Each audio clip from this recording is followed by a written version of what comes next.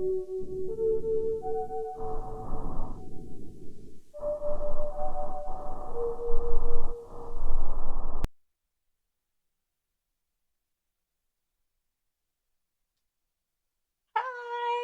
What's up, you guys? Oh. What do we think? Huh? Huh? Oh, hold on, let me get back up. Here's the new setup. It's a sofa sleeper. Little love seat sofa sleeper. Oh, let's bring you guys in. Reeling you in. Reeling. Reeling. Reeling. Hi, guys. Good morning. The coffee. Got the new loop seat. So comfortable to sit in instead of a computer chair or a dining chair or a gaming chair. Not that none of those aren't comfortable, but this, oh my gosh, 17 times better. Oh, let me scooch all the way back and situate myself. But ta-da! We did it. We got the new setup. It is so much more comfortable. All right, there we go. And yeah, surprise, surprise, you're getting a daytime episode. Um, just trying to squeeze in recording with the schedule. So here we are. Good morning, friends, and welcome to another episode of the Plague Eldritch Anecdotes. I am your guide, Ariana, and of course, we're gonna do a quick touch base. Not much to really give since last week. Yeah, everything's about the same. However, I realized I forgot to add the photos for you guys to see my grandma's house. That was kind of like story one of last week. So I did you all a favor and I deep dived into my photos and I found some. Yay! But I'm wondering if I can share. Hmm. Like street view of Google Earth. I don't know.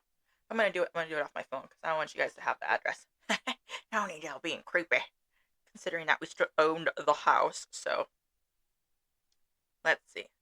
First, I'm gonna show you the Google Maps version of this. Also, you guys, today's my day off, so that's why I'm recording today in the daytime. I may be interrupted by my toddler because he chooses violence every day. So there is that. Mm-mm-mm. Mm-mm-mm-mm. Okay, give me 2 seconds here. Oh, what am I doing? That's this address. That's funny. Do, do, do.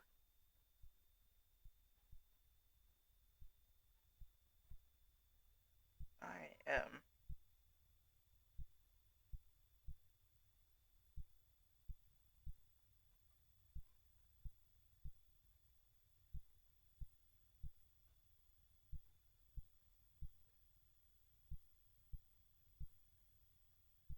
There it is. All right. So let's see if you guys can see this. Okay, how do I take that off?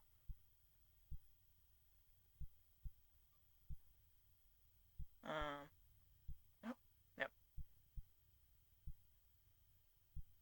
Oh my goodness. Ugh, Jesus Christ. Um, anyways, so obviously you're getting a recent view. Unfortunately, my grandma's house is condemned and um invaded by vagrants. Um, and they booked this house up, and I mean booked it up. So please, please, bear with me. But I'm going to put my photos up. But I'm trying to show you guys like the yard. I don't know if you guys... Can you see that? So, hold on. Situate myself so I can see it. So this is the front porch here, right? And then this is the room where the attic door is in. And then this is the attic right here. So that's that. Whoops. Now you're all up in my business. And then I'm wondering if... Oops. I could show you guys more of it, but...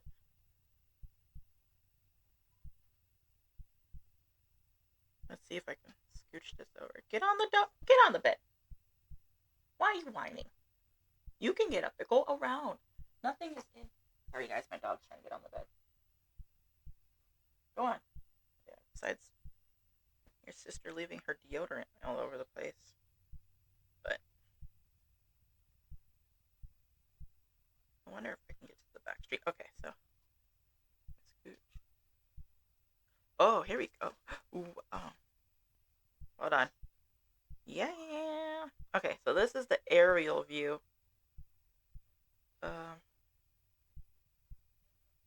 Trying to wait for it to clear up a little bit. But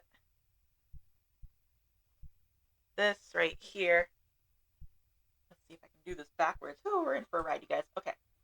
The front of the house is backwards to you guys. It's so the front of the house, and then all of this up to those tree lines, all the way back here.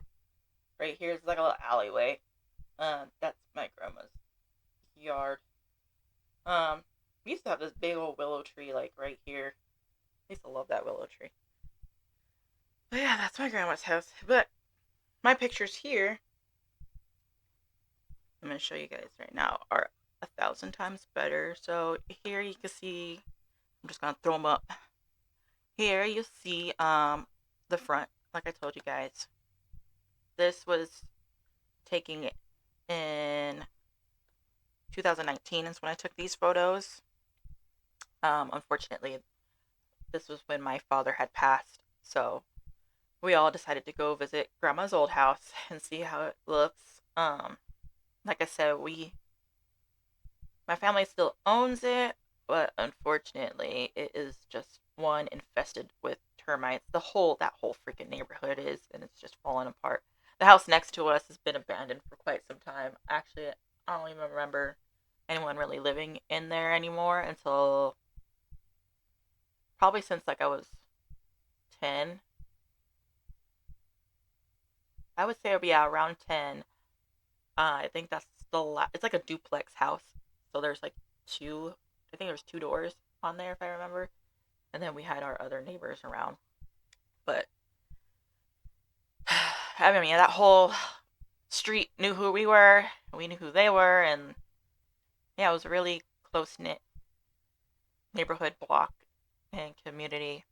But it sucks, but this is my view here. That way you guys can see more personal photos. But, yeah, like I said, that, like, tri-windowed room up there, that's the bedroom that had the attic door, closet/attic door, and then you go up to that very top piece. And then this other picture's here, the backside.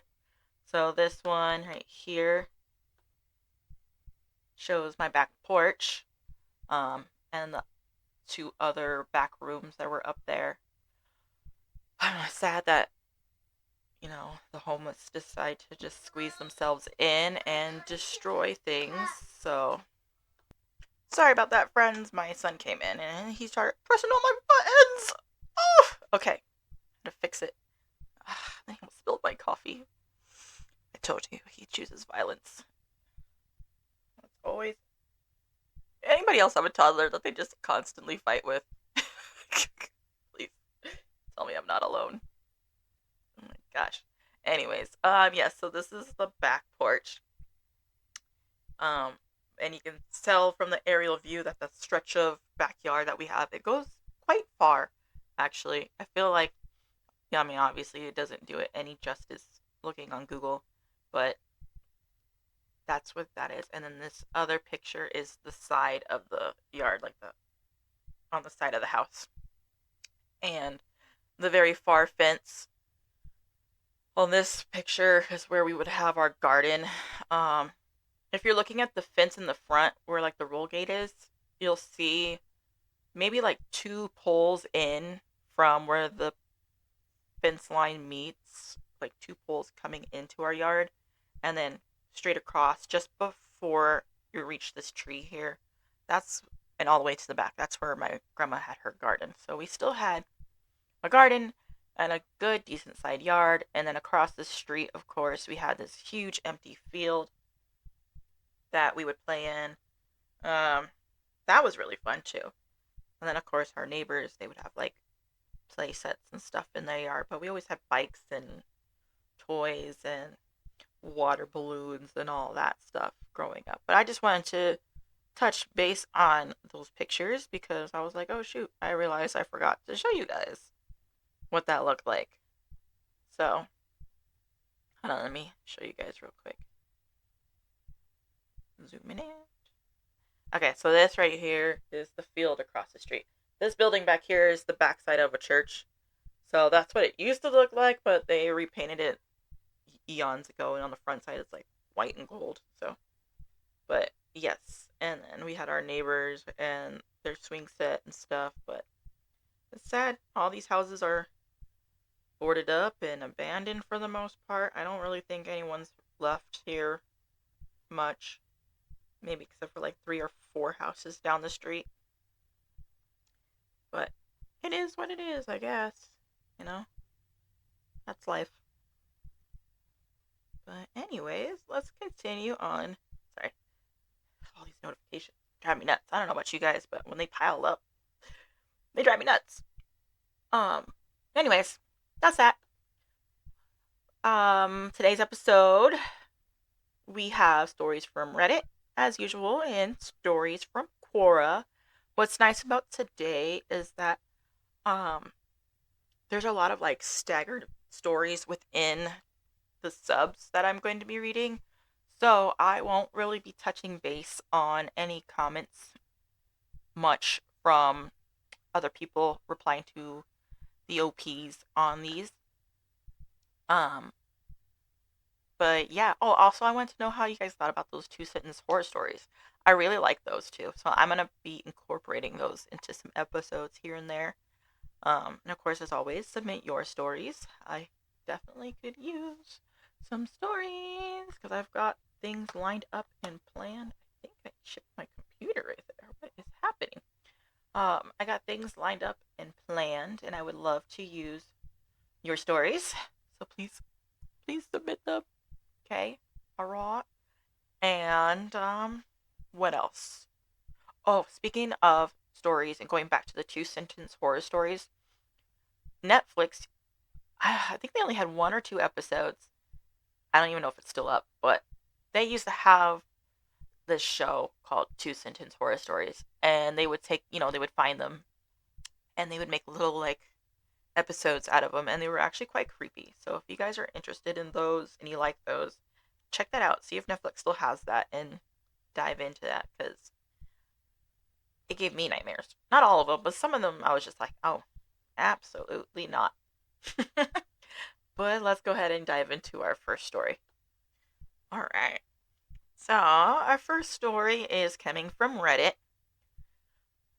The question posed was shared 3 years ago. This is under r/ghost, asked by Serenes.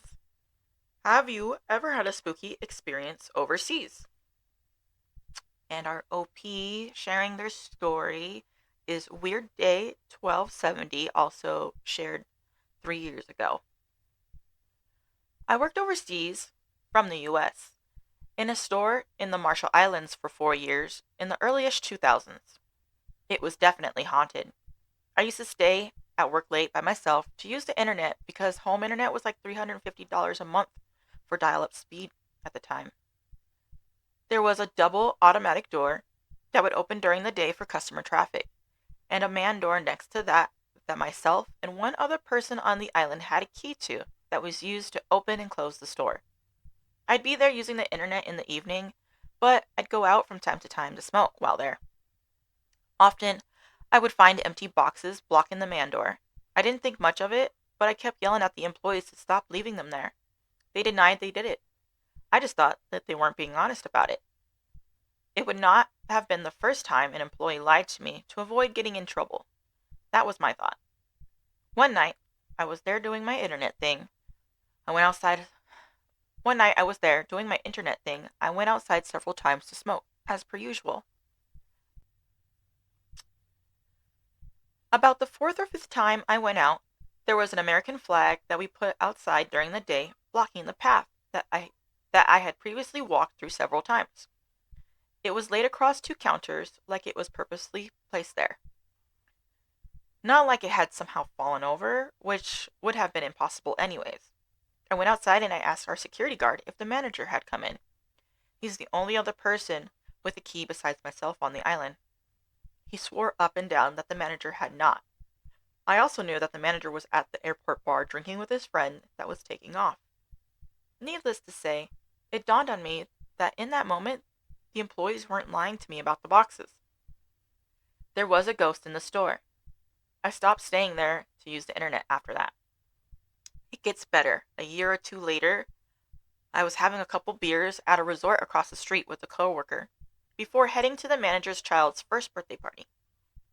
In that country, a first birthday is the biggest, most important day of a person's life, bigger than weddings. It has to do with the mortality rate of babies being so high in the past. So when a baby makes it to 1 year old, it's a huge deal. I mention it because the manager, the only person with the key, would never leave that event for any reason. Anyways, my coworker and I decided to head to the party.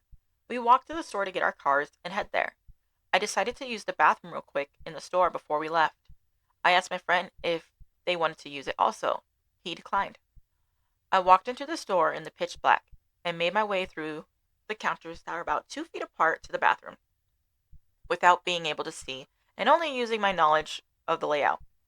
I went in the restroom and started to pee. uh, sorry. Weird, but I went into the restroom and started to pee. While I was urinating, I heard a weird clang clang clangety clang sound that lasted a few seconds.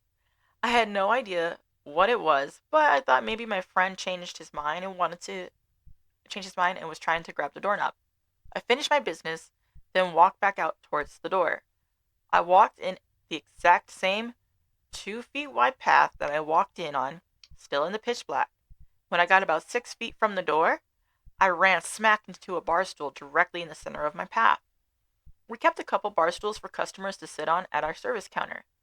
The stool has moved about 10 feet by itself in the 1 to 2 minutes I was in the bathroom.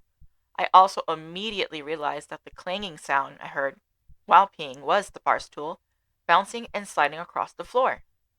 All the hair on my body stood on end and the adrenaline shot through the roof. I was out of there in a second flat. I ran out completely freaked out, told my friend and our security guard about it, again asking if the manager had come in for some reason, even though I already knew the answer was no. It was believed by many of the employees that the store was haunted, even before I was on the island. One big, tough island bruh, in particular, would not go into our upstairs warehouse by himself. He claimed to have seen a woman ghost that was wrapped in a black undulating mass. He claimed to have seen a woman ghost that was wrapped in a black undulating mass there more than once. I, for one, believe him after what happened to me. The Marshall Islands is a tiny little landmass, but it has history. The Japanese were particularly brutal to the locals during World War II. I'm wondering if that has a connection. Wordle. World War. Alright. What do we think of that one, you guys? I liked it because it had like a small creep factor to it. I liked that OP was like not fully a skeptic, like maybe like somewhere in between. And then the 3 seconds of him like um, experiencing the bar stool flying and him freaking out. Just he's just like, okay, that's it. I believe them. They're telling the truth. I believe in ghosts. So that's why I kind of liked it. Um, Another thing was that he said that one of the employees, he described the employee as a big tough island bra, but not wanting to go into their warehouse. That makes me want to know like what the history is of the specific spot they're in for their store, right? Um, and he's seeing this lady more than once, so I'm thinking. I mean, it could be more than one ghost, right? It could be. However, if I were OP, I would want to know who this woman ghost is. I mean, obviously, he's not going to do research there anymore because he freaked himself out with everything and he's over using the internet there. But, I mean, now that he's researching or using it elsewhere, who knows? But my big thing, though, out of this whole thing, it's not paranormal related, but my question is why did we go across the street to pee before we got our cars when you could have just went to the bathroom at the resort? Like, I have a feeling if you knew you had to use the restroom, I don't know, maybe he's one of those people that's like, you're fine, and then like 2 seconds later, you're like, oh shoot, well, now I gotta pee.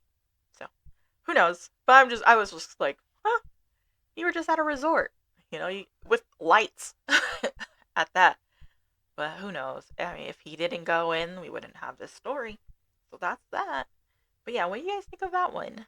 I liked it. I think it was a good little ease into today's episode. I'm sorry that it's a daytime episode and it's not giving full spooky factor. Just gotta work with me. Work with me. But yeah, I like that one. It was a really good one. And we're gonna keep on trucking. Alright, so our next stories are all under this same sub. Um, there are 4, I think, on this one. So the sub is r/ghost. This question was posed 3 years ago by the Dark Temptress, and it is, people of Reddit, what was the scariest paranormal experiences you have ever had in your life? And our first OP responded also 3 years ago, and it is from Tacos Polacos. So, the stairs to my attic had a smell like. So the stairs to my attic had smelled like burnt hair for 3 days. Extremely odd because it was just that area and I have a very old drafty house. On day 4, I came home from work just before midnight, and as soon as I walked through the door, I felt like I had someone standing over my shoulder, breathing down my neck. The feeling was so strong that I opened my medicine cabinet so the mirror was against the wall. I also showered with the shower curtain open because I had a powerful need to see the room. After a shower, I was a little less on edge, but I walked past my 4-year-old daughter's room, and the door was closed, but I heard her talking in her sleep. Then I heard a loud crash. I slowly opened the door to find her sleeping on top of the covers, and the pile of stuffed animals she insisted on sleeping with scattered across the room. I turned the light on low, looked around the room, and checked her breathing. All seemed well, so I went to bed. The next morning, I asked her if she had a bad dream. Her, yeah. There was a man with no arms and sauce on his face, and he kept laughing at me. I told him to go away, but he wouldn't. And then an arm came out of the wall and threw me into the ceiling, and I crashed back down on my bed and went back to sleep. Me, sauce on his face? Her, yeah. Red like spaghetti.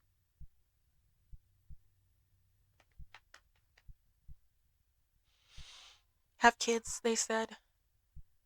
It'll be fun, they said.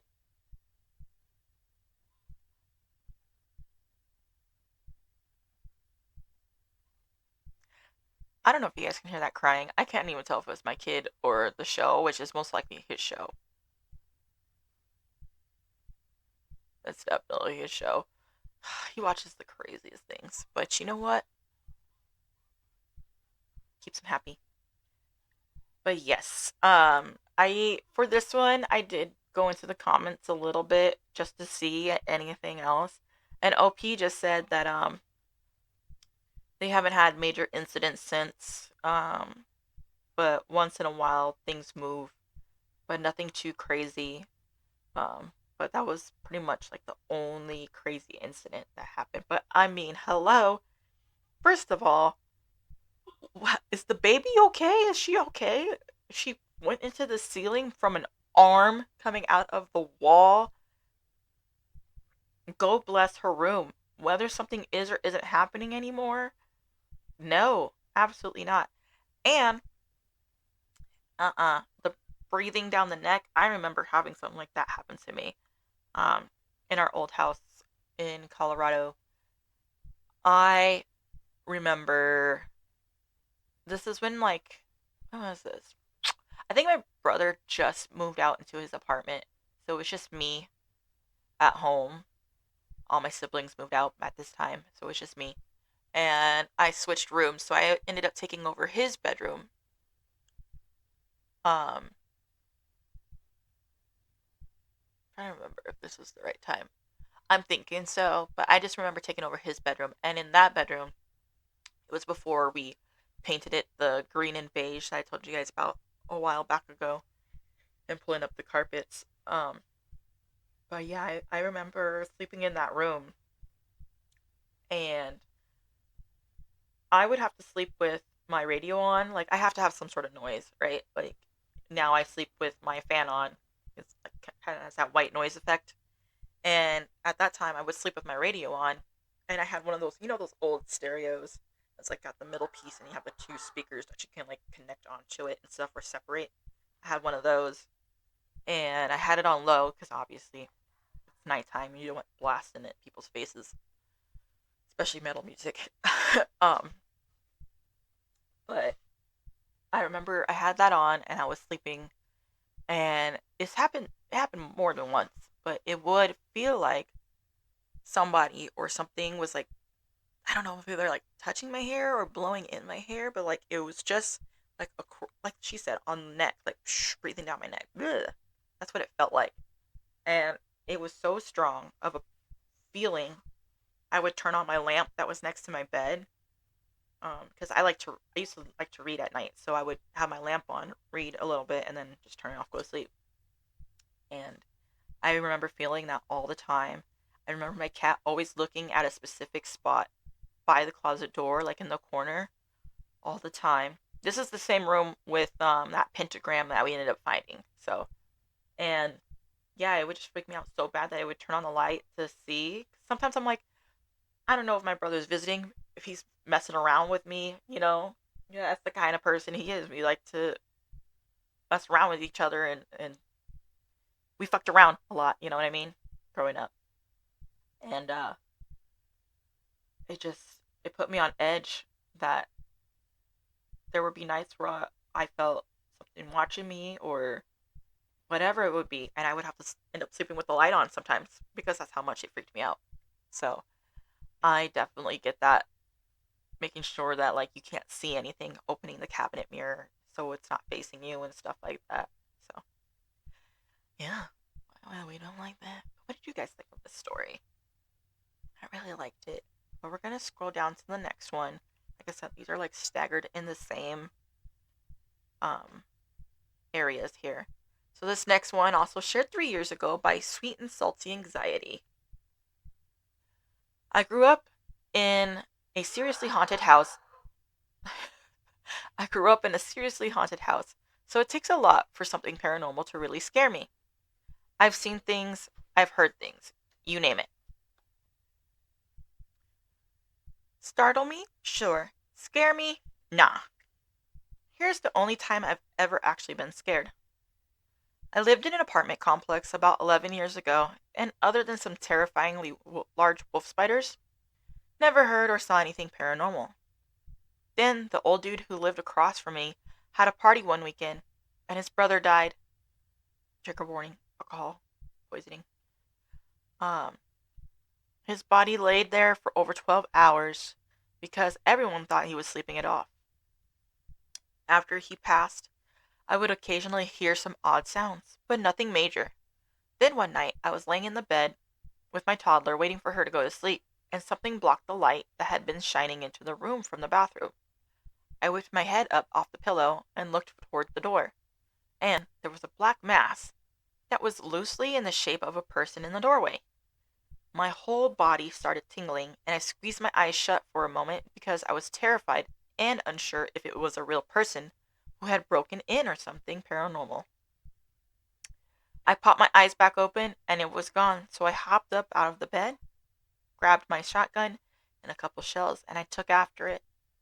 The only door into the apartment still had both locks locked, and the chain was still in place. Windows were closed and locked. I checked under every bed and inside all the closets and didn't find anything. I heard noises again after that, but I never saw anything. I moved away a couple months later when my lease was up. Man, can you imagine that? Like, I understand the fear factor this guy had, right? It's him and his toddler in the house. I don't know if his wife or anything. Oops, hold on, you guys, I'm stuck. We're going to, we're going overboard. Okay. I don't know if his wife or anything was in the house, but good gravy, Miss Daisy. Um, that's I can see it, like him just trying to put his toddler to sleep, and then just seeing this shadow pass by of some sort, and then you're like, you look, and you're probably tired yourself, trying to put your kid to sleep, and then kind of doing like a this moment, like let me clear my eyeballs real quick and see what I just saw, and then it's not there. And honestly, before going to something paranormal, my mind would have went into like someone's in this freaking house right now. But considering how fast it was there and then wasn't in pretty much a blink of an eye, and then OP not finding anything and then hearing weird noises, yeah, I would for sure think it was something paranormal. But man, I can understand the adrenaline rush that probably went through OP. My goodness. Um, but yeah, I feel like OP's neighbor's brother just is not moving along to the other side, unfortunately, from his sad passing. That's really sad. No one, I mean, I guess one could assume that, like, they were just blacked out, but I don't know. That's crazy. That's crazy. Um, anyways, this is gonna have a weird, abrupt thought because I'm with my kid.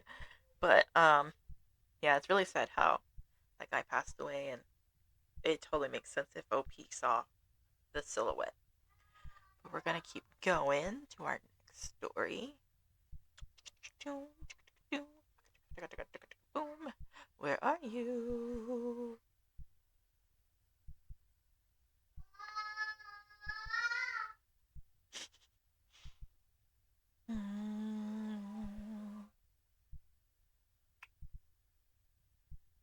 Uh, yes, here it is. Okay. I'm actually going to save. It was going to be 4 stories, but I'm just going to do 3, just due to the fact that I have others to read with this episode, and we'll just save. I'm going to save this thread anyways, because there's a bunch of stories on here, so it gives me a chance to skim through it and shimmy jimmy some stories out of it. But this one was also shared 3 years ago under the same thread. I keep saying sub, and it's thread, and I don't know why I couldn't think of that. But we don't know who it's posted by because they deleted their Reddit account, unfortunately. But here we go. It was about 4 years ago. It wasn't the first paranormal occurrence to happen, just one that scared me the most. One night, my 2.5-year-old son woke up my husband and I when he crawled into our bed. I couldn't fall back to sleep. So I decided to work on a project in my craft room. I was in there for about 45 minutes when the small monitor to the nanny cam started rapidly flickering on and off. Mind you, these were the not motion censored cams, just continuous feed. The cams are in the living room and our son's room. I went over to the monitor and picked it up. It all of a sudden made this loud, piercing sound like a mic feedback. It startled me and I dropped it face down. I noticed the glow around the edges had stopped flickering. I picked up the monitor and looked at the screen. I saw my son standing as still as a statue in the middle of the living room, staring at the wall. I started for the door with the monitor still in my hand. When I glanced down again, my son's head turned. Only the head, and his eyes directly to the camera in the upper corner of the room. He had no expression on his face at all. I left the room and went through the small kitchen and dining room, rounded the corner to the living room, and it was empty. The door to our bedroom was on the other side. I went in there, and my son was sound asleep in the same position he was in when I left. My husband looked up from his e-reader.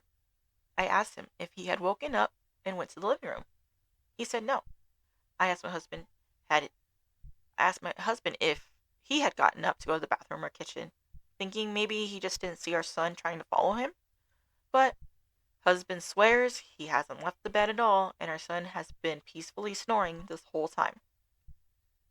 Like I said before, this wasn't the first time we had seen doppelgangers, but it was always so brief that you didn't really have time to get scared or have it completely register yet.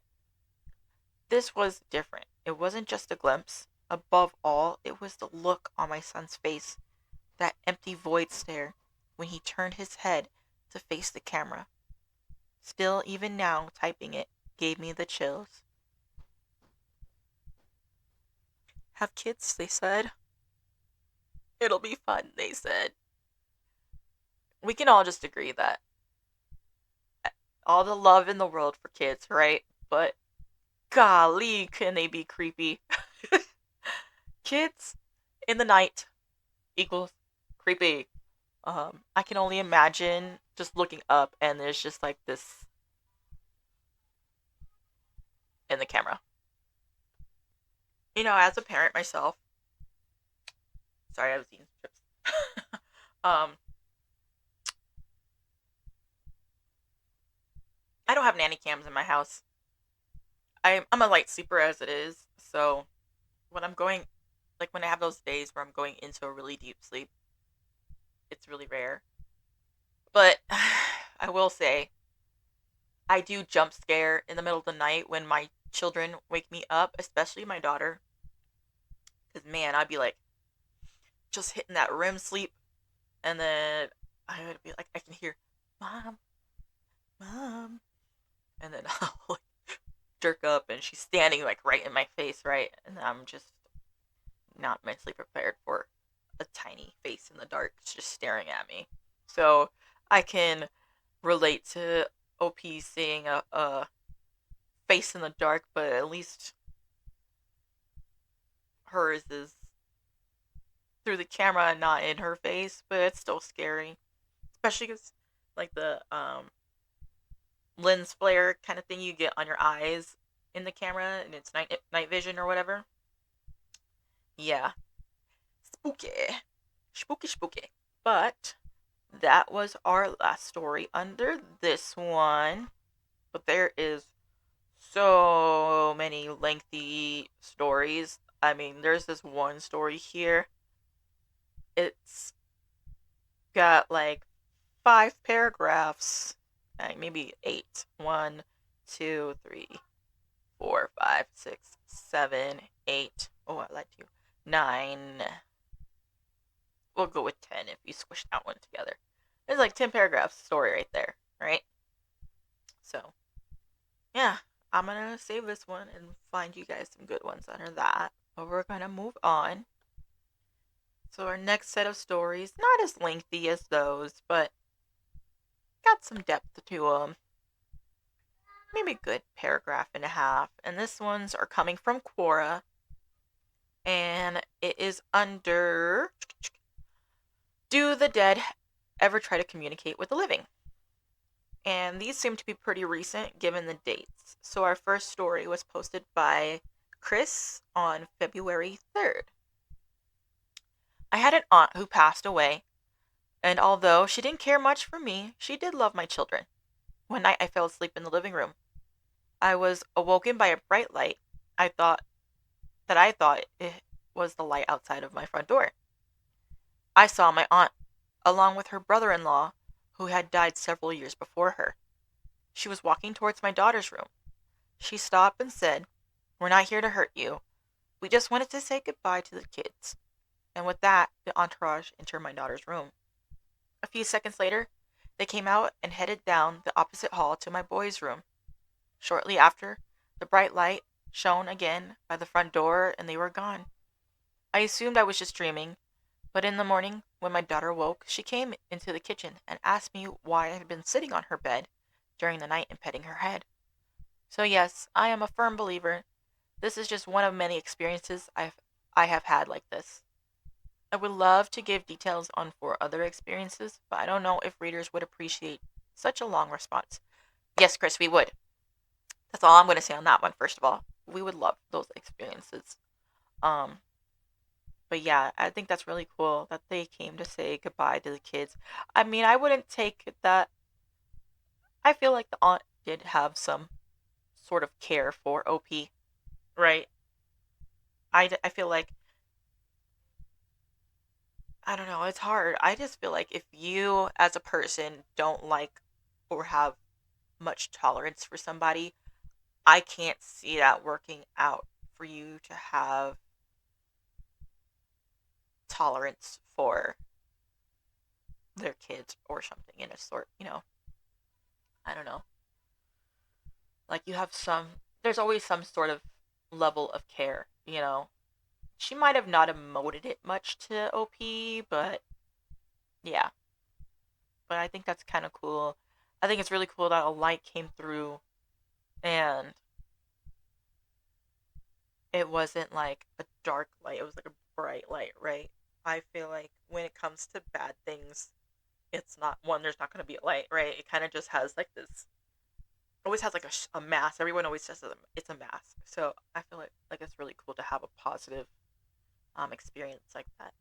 But yeah, what do you guys think? Let's go. It's going down to the next one. Mm-mm-mm-mm.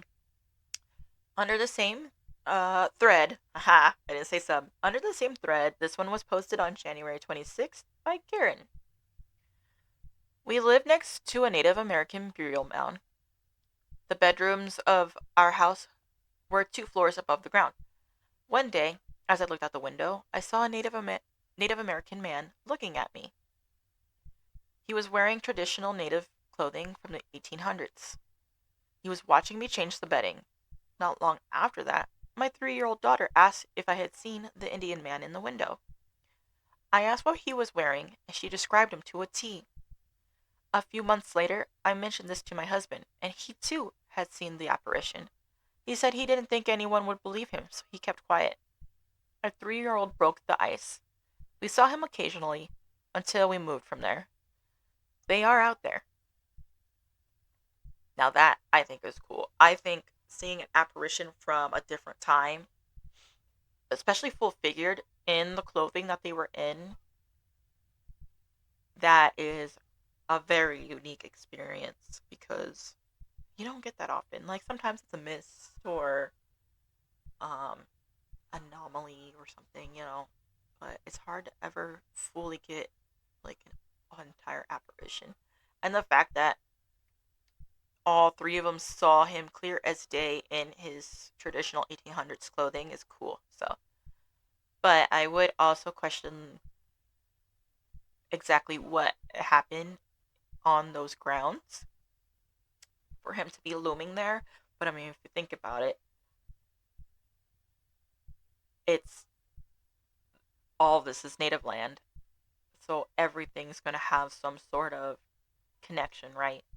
But I guess it just depends on the severity and what happened there. But yeah, I mean, he was there for a reason. Like he's like showing himself to his family for a reason, possibly. Who knows? I don't think like they could see them, but I don't think their neighbor would be seeing him, if that makes sense. At the same time, if they were all looking out the window at the same time, I don't think they would get the same experience. So, who knows? I don't know. What do you guys think of that one?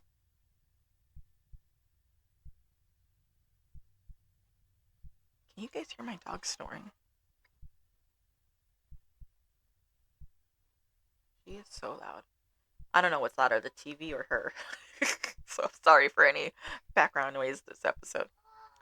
All right, this one is our last story under the Quora thread here, posted January 6th by LC. I think so. About 6 months after my mother died, I was standing by the kitchen sink getting a drink of water before going to bed. Then I heard someone right behind me whisper my name. I assumed it was my sister, since she was the only other person in the house. I turned around, but there was no one there. Then I heard it again, coming from the living room. Someone whispering my name. I went out to the living room, and again, no one was there. Then I heard it again, this time down the hall. I went down the hall and saw that my sister's room was dark and it was quiet. But my mother's room was right next to it, and there I was standing looking into my mother's room. Suddenly, it dawned on me. It wasn't my sister who was calling me. It was my mother.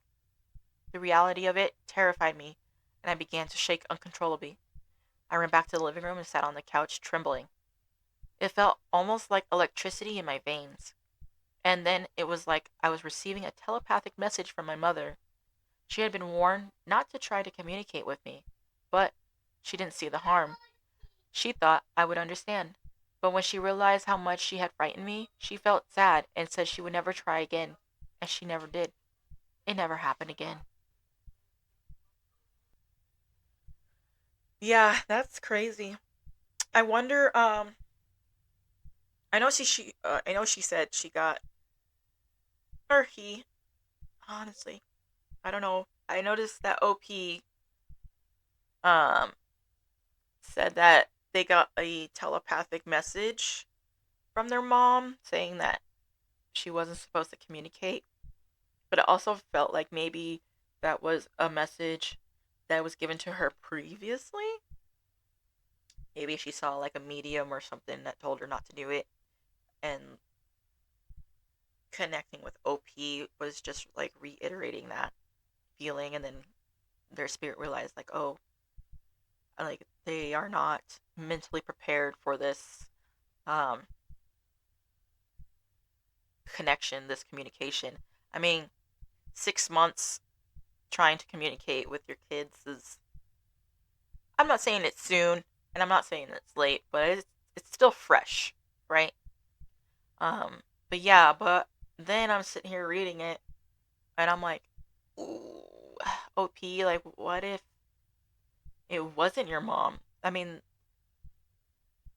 I don't know. I feel like if you're in this house with your sister, you're already kind of constantly around your mom's room. I don't know if the door is always open or not, is the question, right? But you're always near it. And if it is open, you're always passing it and probably looking into it if it's next to your sister's bedroom. I'm thinking, what if it wasn't OP's mom? It was literally calling their name, forcing them to walk and find it, basically, right? And I mean, that could be like, I don't know, what is it, the mimics, right? They do that. They pretend to be a person that either using their voice or their shapes, or what's the other one? Skinwalkers, right? So what's the possibility of it being one of those versus, sorry, I'm getting messages from the tickets that I bought, but mine is already paid off. They're just trying to sell off last minute tickets for this concert. Not a concert, it's a festival, but I already got mine, so I'm not worried about it.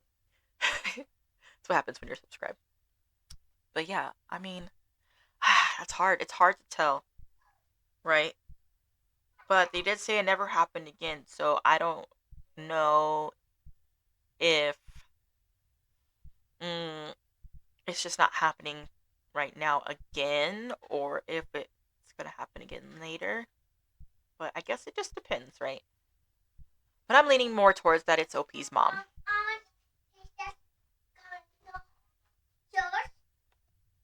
Yeah, I'm gonna go with the latter and think it's OP's mom, just considering that it has not happened again since this experience. But it's kind of sad though, right?